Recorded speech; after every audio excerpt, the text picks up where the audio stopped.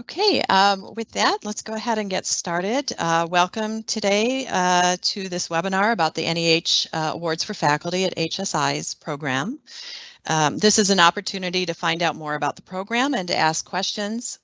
The Notice of Funding Opportunity, the guidelines, has been posted, and applications can now be submitted through the grants.gov interface. The deadline this year is April 13th, 2022. And notifications will be made in late December 2022 for projects starting on January 1st, 2023 or later. First, we can do a few quick introductions. I am Mary Macklem. I'm a program officer in the NEH Division of Research Programs, and I'm the team lead for this program. I'm a musicologist by training, and I've been at NEH for just over 10 years, and very happy to have you out there today. And so I don't forget to tell you this, you are always welcome to reach directly out to us. We have our email listed there, facultyawards@nih.gov, and we're always happy to hear from you. So please let us know if we can answer your questions. I'm joined here today by two of my NEH colleagues, Jacob Lusk, a program analyst with this program, and Daniel Perry, who is an NEH grants management specialist. And I will pass the microphone to each of them so that they can say a word of hello and explain their role within the program. So first, Jacob.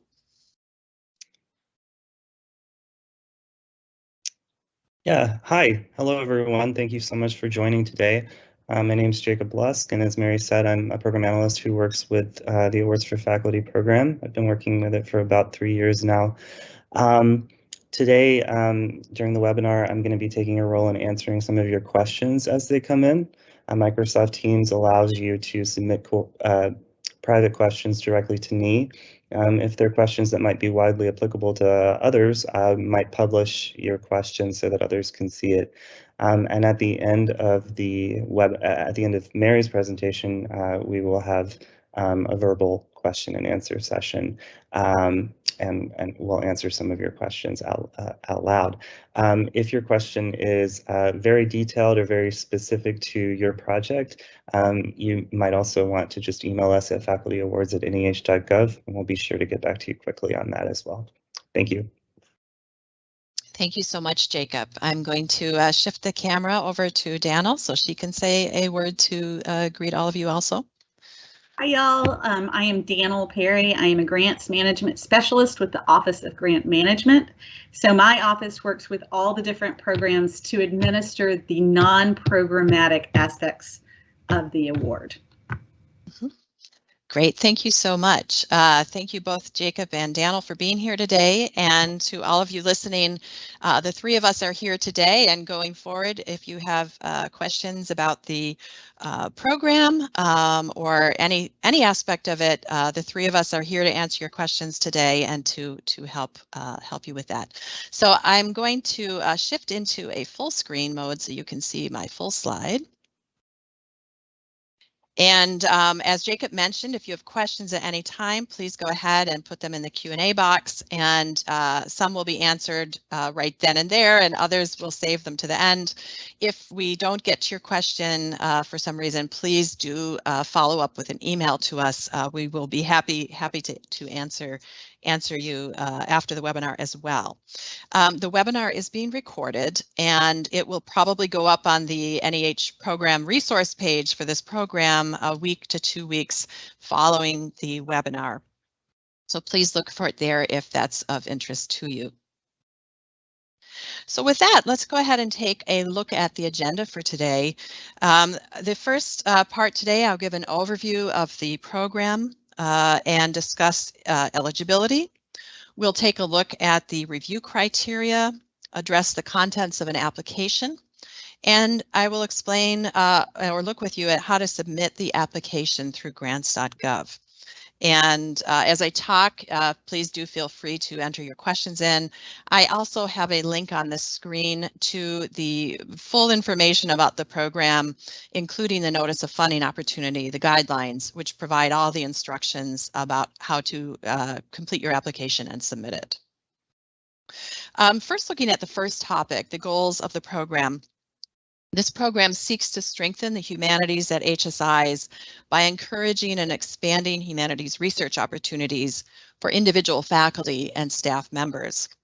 The program supports humanities research in all areas of the humanities, regardless of geographic or chronological focus. Projects can be designed for various audiences, whether other scholars, undergraduate students, or the general public, or some mixture thereof. And a hallmark of the program is flexibility.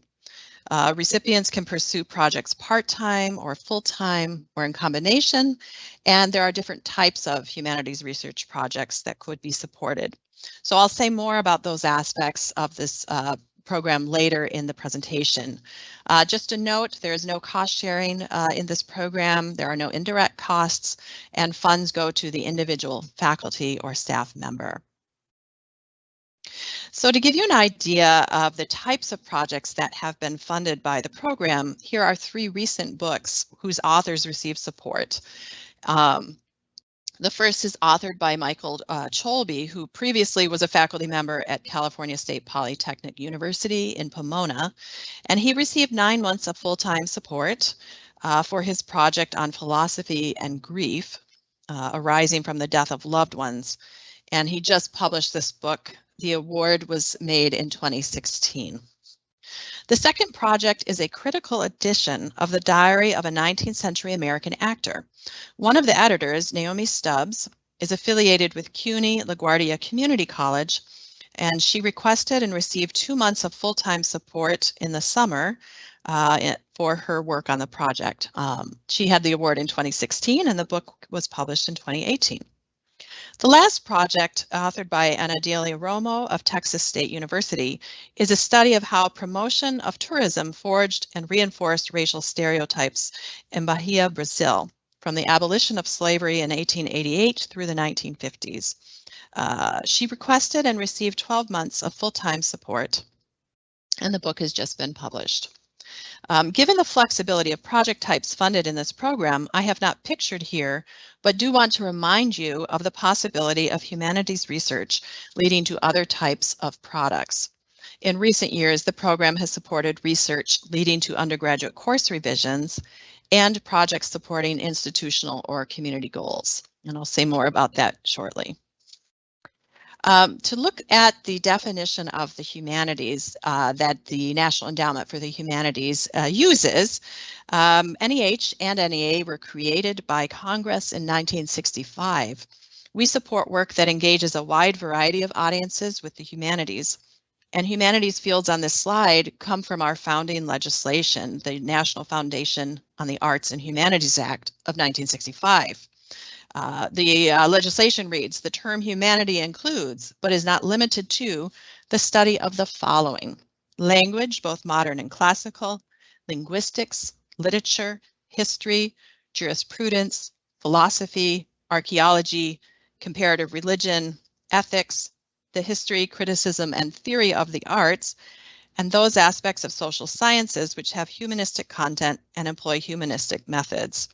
So we have quite a capacious understanding of the humanities, and pictured here are our recent agency magazine publication. It's called Humanities. So the next topic is eligibility. Who can apply to this program?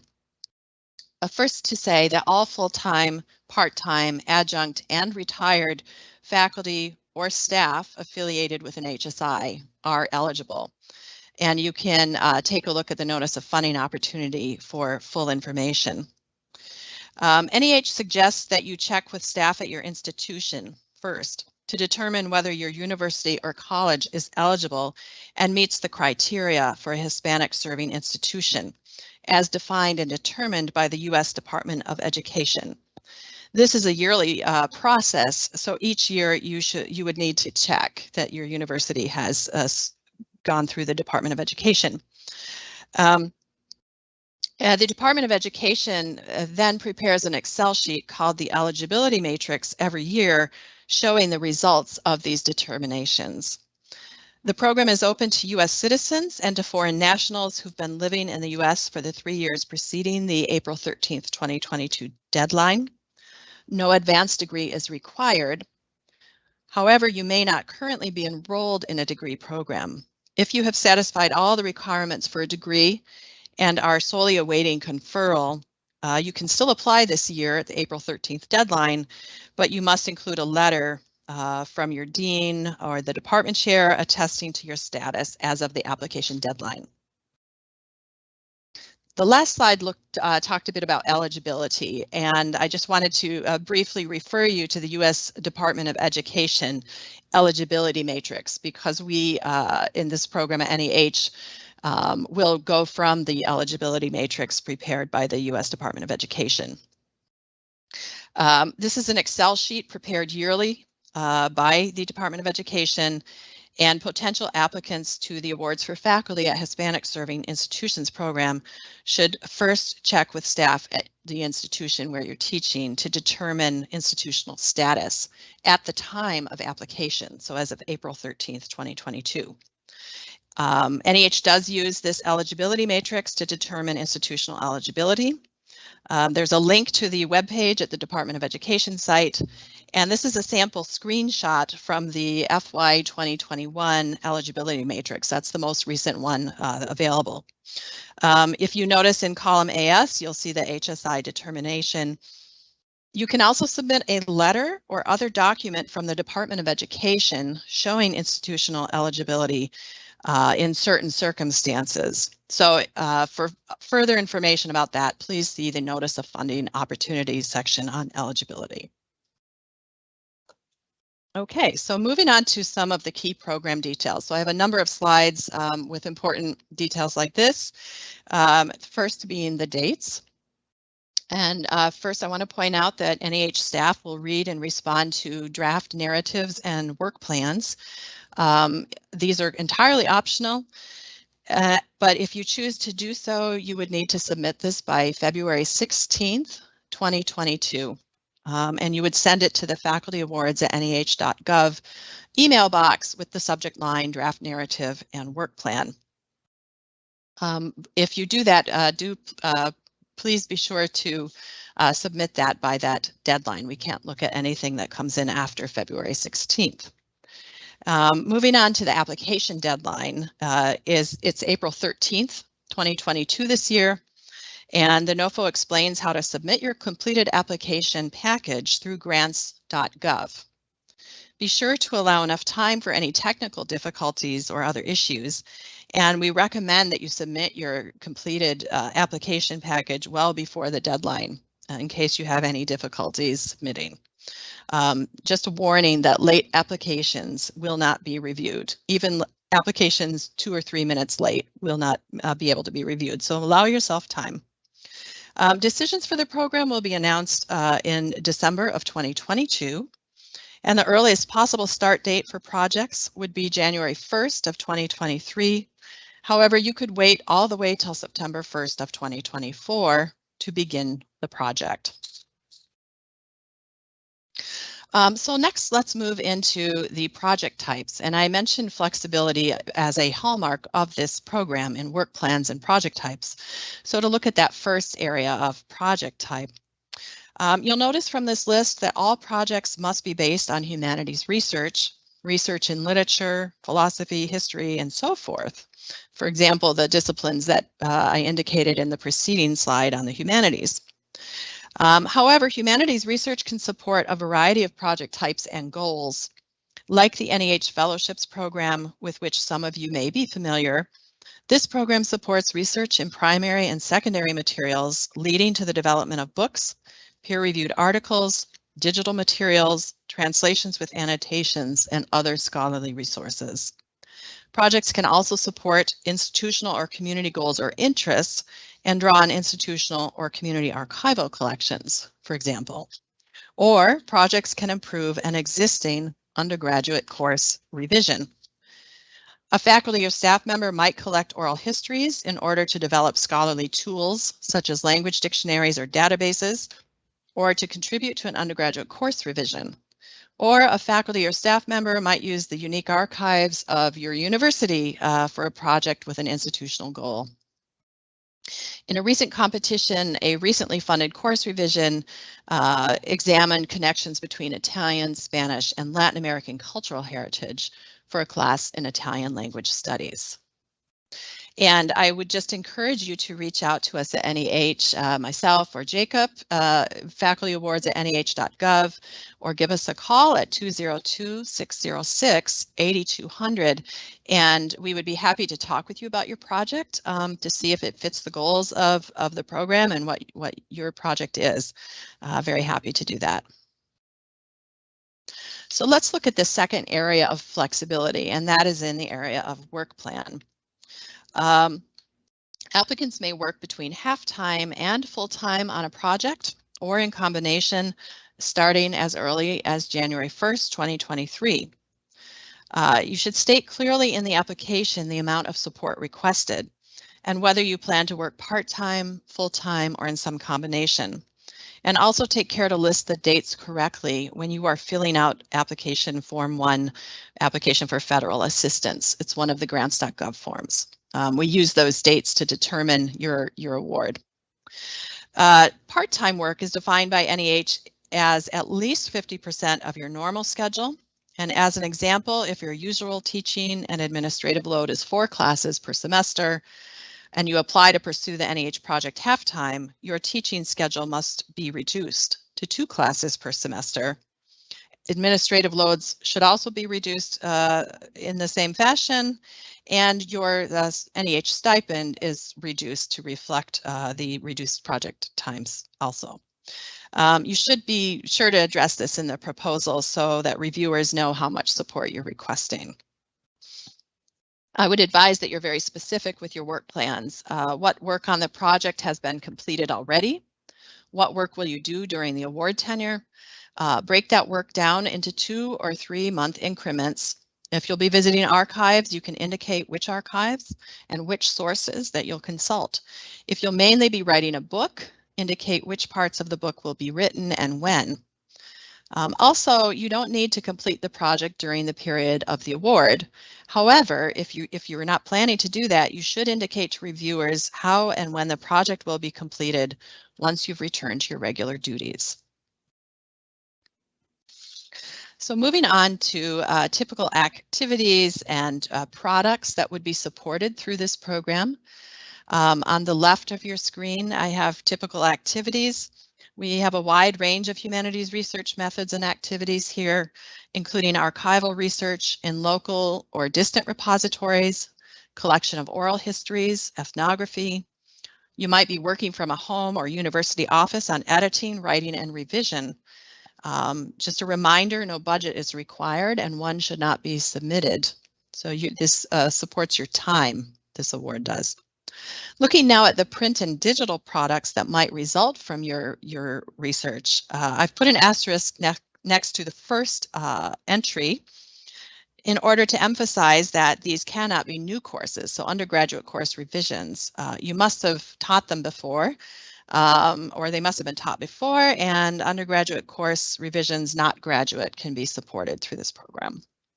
Other products that might result could be articles, monographs, translations, editions, and other interpretive tools. For course revision projects, you might devise a way to disseminate the project more broadly, whether for other course sections or to other universities. Products centered on community or institutional goals might result in other types of print or digital materials. One example might be research and writing of an exhibition catalog for an art or historical exhibit on campus. So we've looked at the project flexibility, the work plan flexibility, and the goals of the program. Once you've submitted your proposal on the April 13th deadline, the review process will begin, providing your application is complete and eligible. And the review panel will be looking at your application with regards to these 5 areas.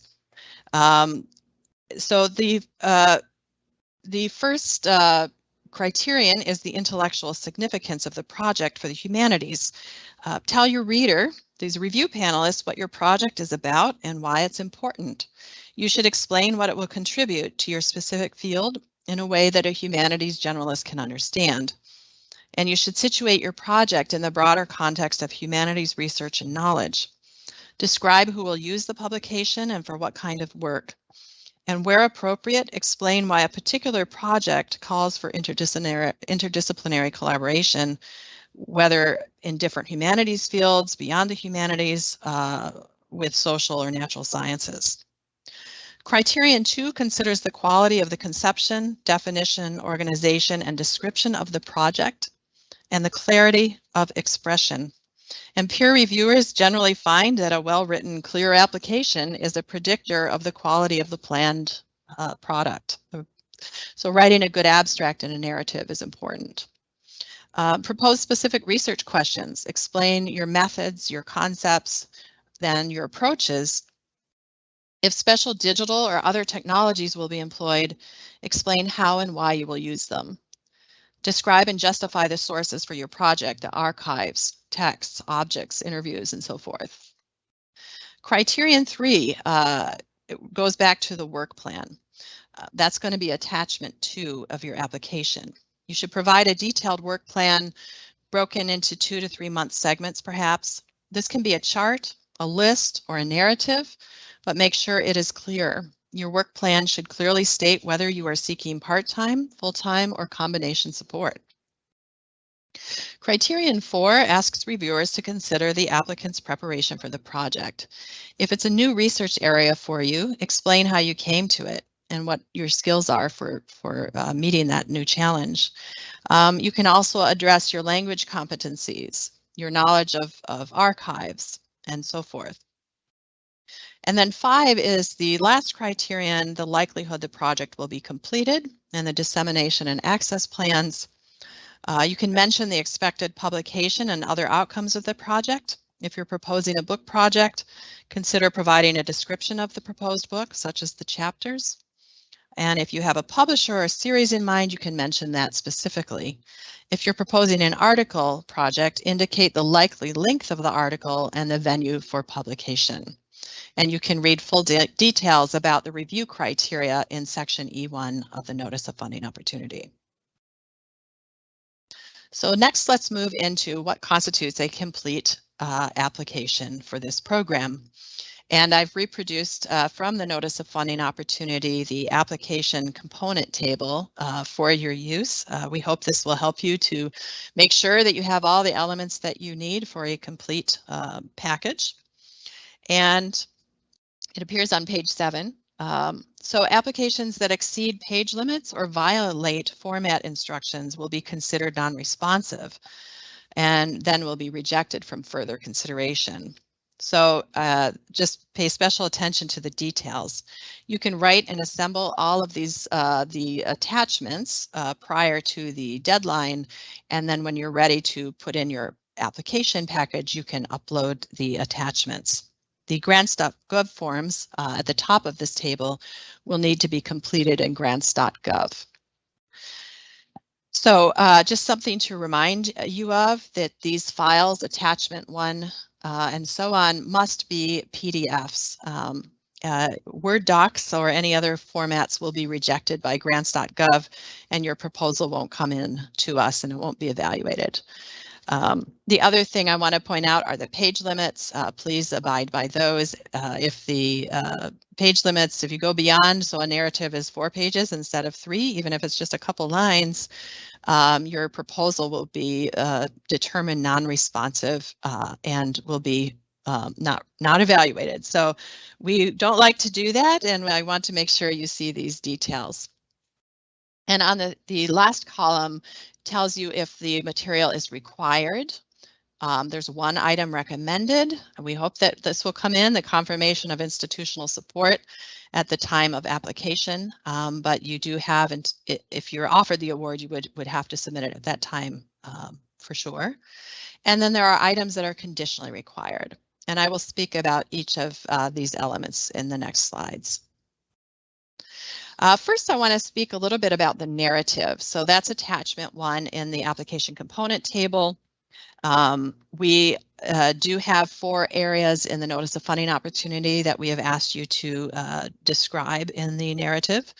The first is the significance and contribution. It's very important to make this case, identify the audience for your project, explain why it's significant to the humanities, state your thesis, provide the scholarly context for your project. What work has already been done on the topic, and what's the state of research? And how will your work contribute? Will it build on, disagree with, provide a new interpretation?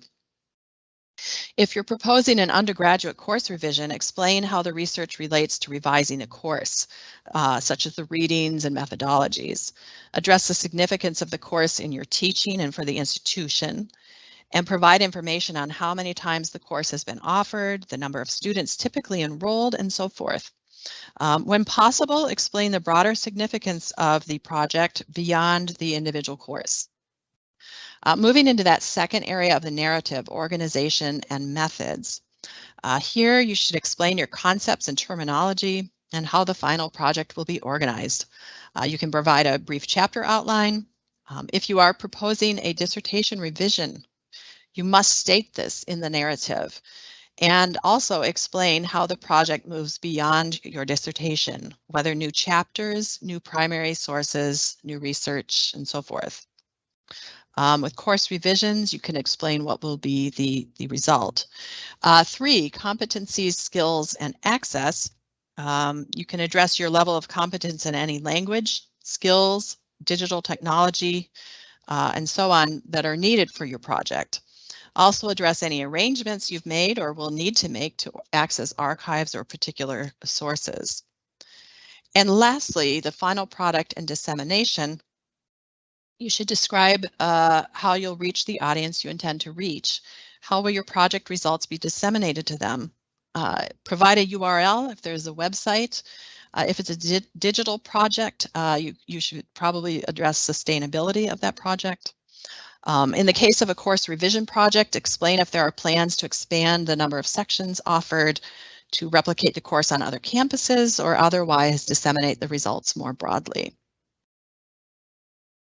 So here, I'll look briefly at some of the other attachments. So again, this is going back to this application component table. We just talked about the narrative. I will now look at the other attachments that are referenced here, at least some of those. Required attachments in addition to the narrative include the work plan, which is, we've already discussed that. It's a one-page document. Also required is the bibliography. This is also a one-page document. Sources should show the range and scope of your project. Both primary and secondary sources are helpful to include because it gives panelists an indication of the scope of your project. Another required attachment is your resume. It's a 2-page CV, and the NOFO indicates, the Notice of Funding Opportunity indicates what you should include. We know academic CVs are possibly lengthy, so just be attentive to the 2-page limit for this resume attachment. Now moving on to the recommended item, that's the confirmation of institutional support. It's new this year that this is a recommended document at the time of grant application. Include a document on letterhead confirming institutional support, signed by an institutional representative. Could be staff in the Office of Sponsored Research, could be a vice president, could be a dean. It should indicate the institution will allow you to accept an award for faculty if offered it, even though it might reduce your teaching load. And while NEH encourages you to submit the document at the time of application, if recommended for funding, you must submit it before NEH will issue you the award.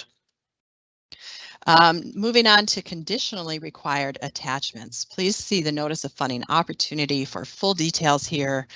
Applicants proposing additions, translations, database projects, proposals including visual materials, proposals to improve existing undergraduate courses, should submit additional materials. And these appendices, however, should not exceed the page numbers per item, as described in the Notice of Funding Opportunity. Other conditionally required documents include the conferral of degree document or explanation of delinquent federal debt. A few other things that you might not think of to have ready as you go, on that April 13th deadline. Hopefully it's not the day of April 13th, it's a little before that. But things that you should have prepared, you can draft them, write them in advance, and have them ready to cut and paste. The project summary and title will be requested in the grants.gov form listed there, the SF424. I suggest you compose your abstract and title in advance of filling out the form so you have it ready to go when you're ready to submit. You will also need contact information for 2 letters of reference. So an email, the title of the person, and contact information. These will be entered on the supplemental information for individuals form. The way that the references work is we will use the email that you have entered for your referees, NEH will, to solicit the letters of reference following the application deadline. And those letters this year will be due May 4th on 2022. You also receive a link to see whether your referees have submitted the letter. You'll be able to monitor that after the application deadline in the late April, early May. Okay, and reminder, don't submit anything that's not requested, required, conditionally required, and so on. Don't submit anything extra, such as a budget. And just a reminder, on this last screen, I've taken these 3 bullet points directly from the Notice of Funding Opportunity. As specified there, any applications missing required documents or conditionally required documents will be considered incomplete and will be rejected from further consideration. Applications that exceed page limits or violate formatting instructions will be considered non-responsive and also will be rejected from further consideration. As I just mentioned, don't include any other attachments other than those required or conditionally required in the Notice of Funding Opportunity, because doing so will result in NEH rejecting your application. I just do want to clarify here that you should include the confirmation of institutional support at the time of application if you have it ready. It is a recommended document, but if you don't have it ready, your application will not be declared incomplete at that time. You will need to submit it if offered an award. So we really don't like to declare things non-responsive and incomplete, but that's why I wanted to just emphasize the formatting, the page limits, the content of the application. All of those details are very important to attend to prior to submitting your proposal. So let's move on to submitting your application. So you've written all your attachments, you've registered with grants.gov, and you're ready to go. So the first point would be to register now with grants.gov. That is a federal government website for grant application submission, and it can take them a while for the registration to go through. So rather than risk, waiting too late, I would urge you to register even today with grants.gov. You do not have to apply or do anything like that today, but you can put that in so you have an account. The other thing that you must do when you're in grants.gov is create an individual applicant profile. Because you are an individual, many entities applying to the federal government would be institutional awards. So perhaps your university or a museum. You have to specify in grants.gov that you are an individual and you are applying for an individual grant program, which is, in this case, the Awards for Faculty program. Once you put that into your applicant profile, you will be able to see this red button that I've circled in red that says apply, and click on it and begin to fill out the forms and to upload your attachments. We do urge you to submit your application early to allow time for technical problems because grants.gov, for example, will read if you forget about the PDFs, that you have to submit PDFs only. If you submit a Word document, that will end up with grants.gov rejecting your entire proposal, and it will never get to NEH. They will usually send you a message. You'll be made aware of that. And there's also a way to check your application package in grants.gov. But if you have waited to the very last minute to submit your proposal, and it is now 12:06 a.m. on the 14th, it's after the deadline, you won't be able to submit a corrected application. So we urge you to start early and submit early just to make sure everything goes through as you intended. And lastly, any grants.gov questions are best answered by grants.gov. They are there 24/7, and there's a helpline at 1-800-518-4726.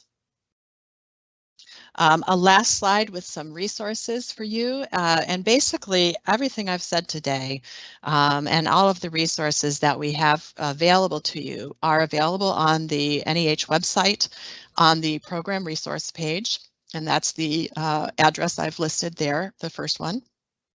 And there you will find the notice of funding opportunity. That's the primary document. It's about 21 pages. It tells you all about the goals of the program. It tells you deadlines. It tells you the documents that you need. So please do look at that closely. Other resources we have available on the program resource page are application narratives, actually funded proposals that you can take a look at and see how the many different ways that applicants have created successful proposals. So these are not guides that you should do it this way or should do it that way, but to give you a sense of the many different ways applicants have been successful in the narrative document. I should just clarify and make sure you're aware that the application format changes over time. Some of these narratives were submitted and successful prior to, for example, the work plan being a separate document. So go by the notice of funding opportunity, the current one, in terms of formatting. But hopefully those resources will be helpful for you there. A reminder, we'll read your draft proposals. February 16th is the deadline this year. We have recently funded projects. There's a link there. You can see other kinds of projects that we've funded through this program to get a sense of the scope of the program. We have a brief FAQ document that might be helpful. There's the awards for faculty terms and conditions. So that's if you are offered an award, what are the rules and regulations that might be helpful to take a look at if you needed that. And lastly, I don't want you to forget what I said on the opening slide is that the NEH staff is here for you. We are very happy to take your calls, answer your emails, and you can reach us at facultyawards@neh.gov or 202-606-8200. And with that, that was my last content slide. I have contacts, our names again here. And I have again the email, facultyawards@neh.gov, and our phone number, 202-606-8200. And just to urge you to reach out to us. With that, I'm going to shift back to the questions section now. So I'm going to shift out of my big slide screen, and I'm going to put the camera over to Jacob, who's been monitoring your questions. And I hope we can answer some of your questions. I hope this has been helpful to you. I'm really glad that you're here with us today. And let's see, Jacob, do you see any questions yet there? And don't forget to unmute if you're muted. Always need that reminder. Yes, we've gotten a few good questions that have come in throughout, and then there have been a few more that have come in just the past few minutes that I haven't gotten to answer yet. So we'll just go through all of them, and if any of you have additional questions, feel free to write in, and we'll try to answer them as best we can. If everyone here wants to check out some of the questions that I've published, you'll see we've got a few there. One person wrote in to ask if this presentation will be made available for you to come back to. And yes, we will post a recording of this webinar on the program webpage in about 1 to 2 weeks, and you'll be able to refer to it as you need. One person asked if preference is given to one kind of project over the other. Yeah, as Mary was saying, this program funds projects relating to writing and research and writing of books or articles or course revisions, etc. And I'll ask if Mary wants to say something else, but I would say no. All eligible project types are welcome, and we don't give preference to one over the other. And in fact, I think, Mary, we would say we're especially excited when we see something like a course revision come through. Yeah, no, I mean that's great. So we're excited about your projects, and I would just say in answer to that's exactly right. The idea of this program is to meet the needs of faculty humanities researchers at HSIs, and try to be as flexible as possible in the humanities research projects that we support. The criteria for the program remain the same across all project types. And if you remember the criteria, the first one is the significance to the humanities. So regardless of what project type you have, you really do need to make a strong case for the humanities significance of the project. So I would just remind you about that and, writing a strong narrative for your project. Yes. Okay, we've got a few questions here about letters of recommendation, and these are all great, and I'd like to hit on all of them. First of all, we have a question about whether you can use Interfolio for the letters, and the short answer is no. We're going to contact your referees a couple weeks after the application deadline. We take a week or two to do our initial review for eligibility. And then we're going to contact your letter writers, and they'll be able to upload their letters directly into our system. And Interfolio isn't compatible with that system. Our expectation is for you to send your application materials to your referee so they can be developing their letter in the meantime. Did you want to add anything to that, Mary? No, I think that's a very good point. Yeah. Yeah, and I said yesterday, and I think it's a good point, that Interfolio obviously is a great service for many purposes. The strongest letters we receive in programs like this are those that really engage with the application and the specific work plan that you're proposing. So sometimes older letters that might have been written for other versions of the project or other purposes aren't necessarily going to be the strongest letters here. And to that end, we have one question about the prestige of one's letter writers. And Mary, I'll turn this over to you, but the person wants to know, are full professors better letter writers than assistant professors? Is someone really well known and renowned in their field more preferable to someone who isn't? Great. Thank you. Sure, I'm happy to speak to those. These are all such great questions. Thanks, Jacob, and to all of you for presenting the questions. I would just reiterate what Jacob said about referees and strong letters for this program are typically those that are detailed to your present project, your current research, and what you are proposing to the NEH for this program. So a referee who will take the time to talk with you or read your proposal, give you some feedback, and to engage with you at this stage of your research is perhaps in the best position to write the strongest letter. If that could be a variety of individuals in the humanities world. Less helpful are letters with maybe a prominent scholar's name, but the scholar maybe hasn't kept up with your work in the last 5 years and can't really speak about what you're doing now. Those tend to be weaker letters because there aren't details provided in that way. Sometimes I would suggest that both letters probably shouldn't come from your institution, and you might actually try to get both letters from outside institutions from your own.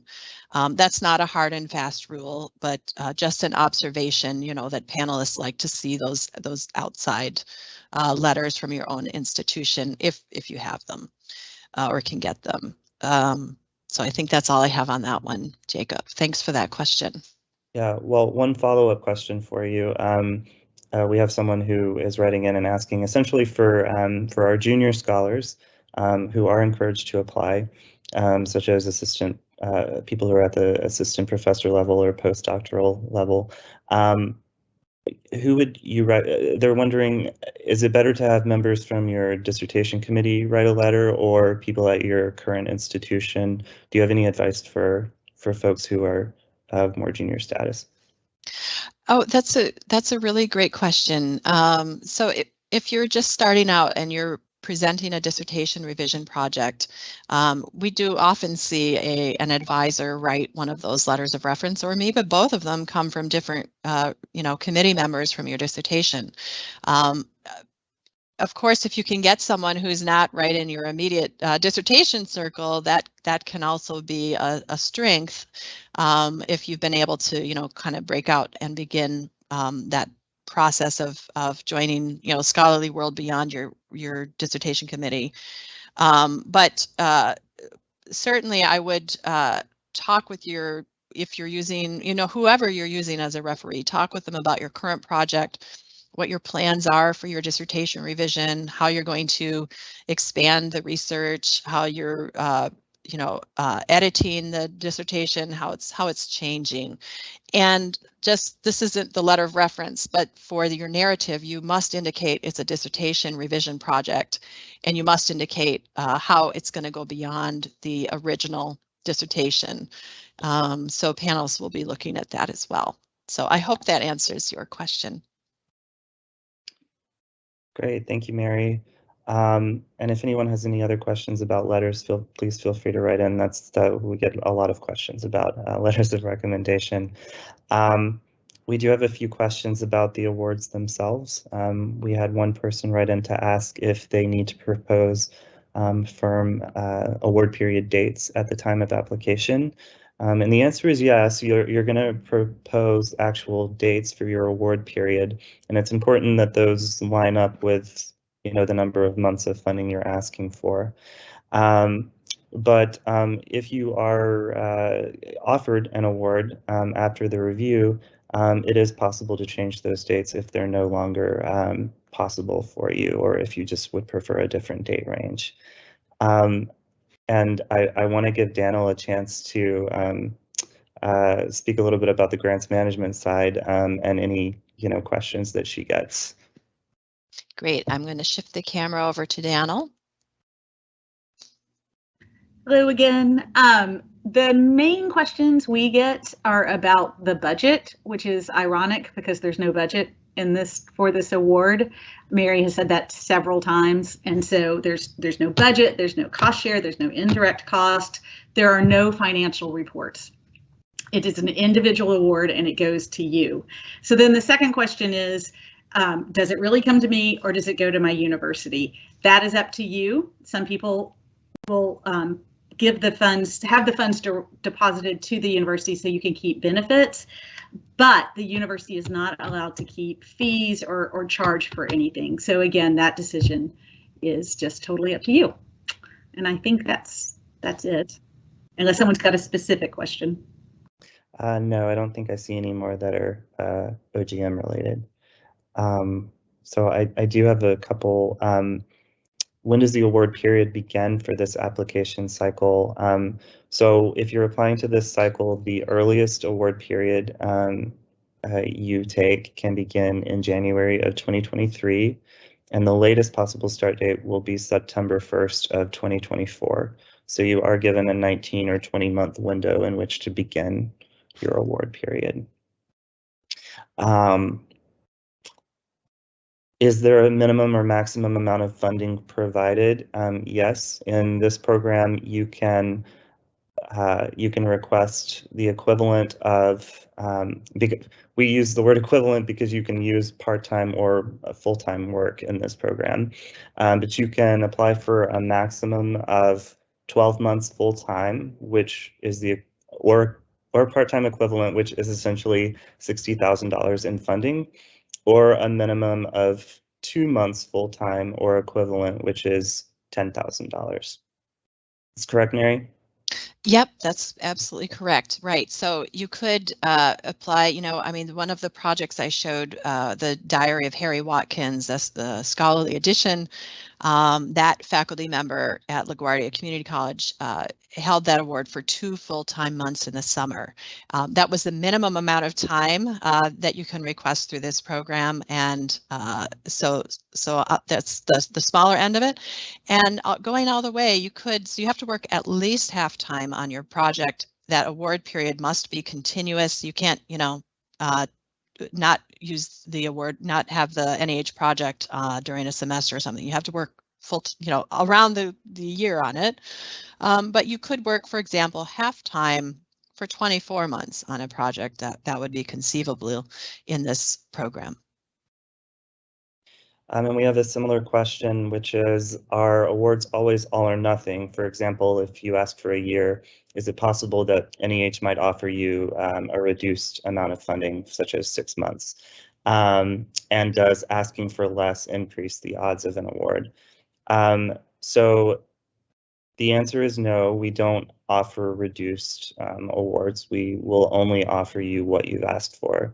And the reason for that is because we're looking at your work plan, we're looking at what you're proposing, and if we decide that your project is fundable and we want to support it, we're going to give you all the support that you're asking for. It's really important that your work plan lines up with the amount of time that you're asking for, regardless of whether you're working a full-time or part-time schedule.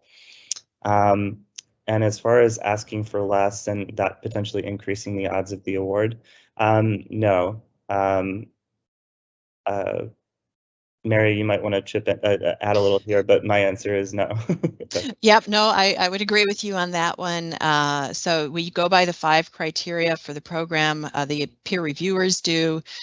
They're not looking at, amounts of money or need. They are looking at the significance of the project. They're looking at the feasibility of the work plan to do that project. So really your proposal should, make the case for those areas and, ask for the support that you need for the project, and that you can take, that your institution is willing to support leave time for example. All right, we have a few questions about the draft narratives that our office is going to be accepting next month. I think the deadline was February 16th. Is that right, Mary? That's right, yes. Yeah, okay, so a few people have asked, essentially, if we submit a draft, when can we expect to get feedback from program staff? So thank you for that question. So we will wait to see how many drafts are submitted, to be honest, and so that we can give you a realistic time frame. But typically we know that you're under time pressure to finish your application and to have it ready to submit. We aim for at least 10 days before the application deadline to send you an email with some feedback on your proposal. Another person asks if they can submit, do people need to submit both the draft narrative and work plan, or could they get a review of only the narrative? You can send us what, of those two, you can send us what you have, but we would prefer to have, both of those things because it's hard to evaluate some parts. It's hard to advise on some parts of the narrative if we don't have an understanding of what time frame, you're proposing. So if you can submit just the narrative, but the quality of our feedback, we'd like to be able to see the work plan. Thank you, Mary. I'm just reading some of the new questions. Sure, I would just say, it's not binding. I mean, the work plan you submit as a draft, it's not binding. I mean, you haven't applied or put the proposal in, so I don't know if that's part of the concern, is just knowing what your university might be able to support in terms of leave and so on. So it's more if we can see, are you doing. Sometimes some of the common errors we'll see is if someone wants to work part-time, they don't specify, is it half-time? Is it 3/4 time? And it's very difficult to evaluate that. And so if it comes in and the peer reviewers are looking at it, it's very hard to evaluate that criterion if you don't have, if the peer reviewer can't tell, is it half time, 3/4 time, you know, and will you take a course release, all those kinds of things. So those kinds of things should be addressed in the work plan. Could also be alluded to in the narrative, but that anyway. So just, you know, it's just to be helpful that we can look at that and give you some advice prior to the application deadline of, you know, it wasn't clear here that what you meant by part-time, or, you know, do you intend to take, you know, will you get 2 course releases if you have a 4/4 load and you plan to work half-time? So, but you can submit what you have, and we'll work with that. We've got a couple questions that came in from folks who are social scientists, but are working on projects that have a humanities area focus. And so we have questions about letters, and we have questions about how the proposal should be written. So the most important advice that we can give to applicants from a social science background is to let you know that, you know, we're going to accept your application. It's on every applicant to make a case for the significance of their project to humanities scholarship. That's the first criterion in the program. We're not going to reject your application based on the field that you work in, you know, and indeed we do regularly accept applications from political scientists, anthropologists, and folks in other fields. But again, you will really need to make an argument for the relevance of your project to the humanities and to its you know, relevance or impact within humanities scholarship.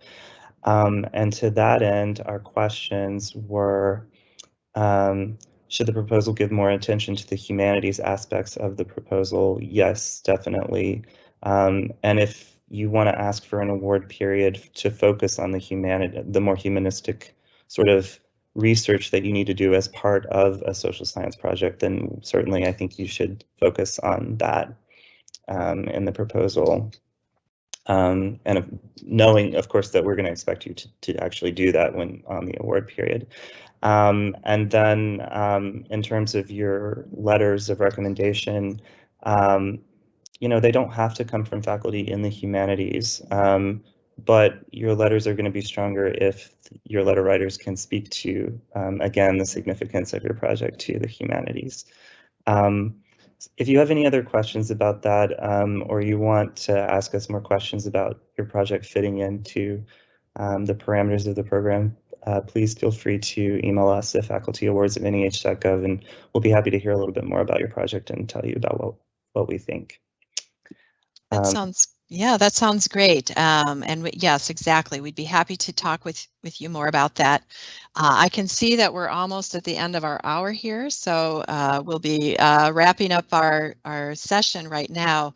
But Jacob, are there any last questions we can quickly address in this 30 seconds? No, there are a couple that I might just answer privately really quickly if folks want to hang on for an answer. But yeah, I think that's it. Okay. All right. Well, I will just want to take the opportunity to thank all of you for attending here today and to remind you of the February 16th draft proposal narrative and work plan deadline.